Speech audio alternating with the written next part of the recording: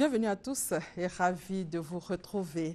Le Premier ministre a lancé les travaux d'aménagement d'urgence de 50 hectares de la nouvelle zone industrielle située au PK24 sur l'autoroute du Nord. Pour Daniel Kablan-Duncan, l'aménagement d'urgence de cette tranche de 50 hectares vise à apporter une solution immédiate aux problèmes liés à la forte pression de demande de terrain industriel dans la ville d'Abidjan. Cet espace offrira à son achèvement dans 11 mois plus de 112 lots. Les travaux d'aménagement vont coûter 10 milliards de francs CFA.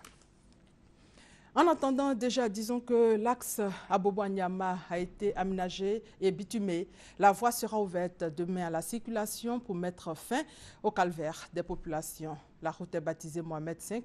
La voie sera inaugurée donc demain par le chef de l'État, mais avant l'inauguration, gros plan sur cette route avec Hamza Diaby. Nous sommes ici sur l'axe Abobo-Anyama, ou plutôt ce qu'il en reste. Impraticable, c'est peu de le dire, et pourtant l'on doit s'y faire pour regagner domicile ou lieu de travail. Mais ça, c'était avant. Nous sommes en 2015 et l'émergence frappe déjà aux portes de la cité de la Kola. Le tronçon, 2 fois une voie, jadis poussiéreux, tout plein de crevasses, est digne d'un véritable parcours de combattant pour les usagers. Laisse place à une autoroute, la voie Mohamed VI. C'est une 2 fois 2 voies avec 7 mètres de largeur circulable de part et d'autre, un accotement de 1,80 m et au-delà de l'assainissement, on a des trottoirs pour les piétons d'1,50 m. Le projet, il y a une autre composante, c'est la voie d'accès à l'hôpital général d'Anyama. L'hôpital général de la ville, nous nous y sommes rendus. Nous y avons rencontré des parents de patients qui se souviennent encore de ce qu'ils ont enduré avant la réhabilitation. 15 ans que je suis à Nyama. Avant, la route était gâtée, mais maintenant, ça va. Avec les femmes enceintes, pour transporter les femmes enceintes jusqu'à l'hôpital, c'était un peu difficile. La route est bienvenue pour nous. Et voilà, les travaux sont bel et bien terminés. Loisir est maintenant donné aux automobilistes d'en profiter. La route, vraiment, avant, c'était dégradé mal, même ça nous fatiguait beaucoup.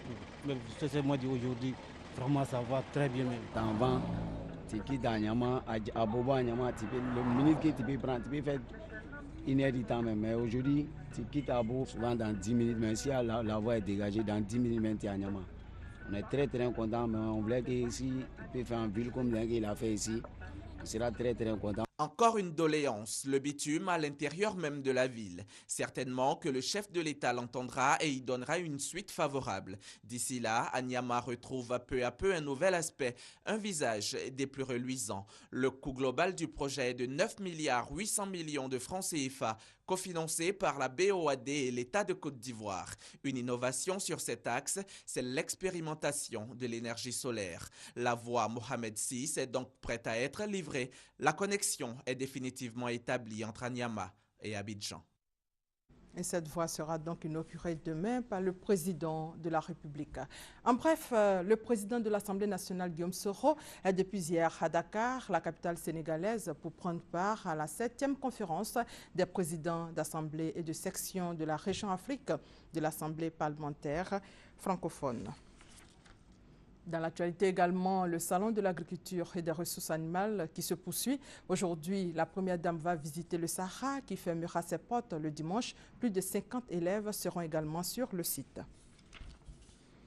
Le Festival international de reggae d'Abidjan dénommé Abireggae 2015 a ouvert ses portes hier au Palais de la Culture de Treichville. Ce festival a débuté le 9 et prendra fin le 12 avril.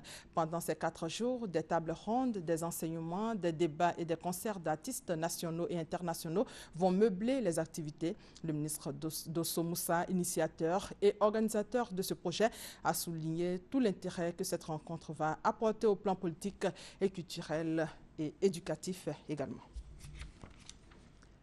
Hors de nos frontières, la chaîne de télévision internationale TV5 Monde a repris la diffusion de ses programmes jeudi en fin d'après-midi. Après la cyberattaque dont elle a été victime, le gouvernement n'exclut pas d'autres attaques similaires.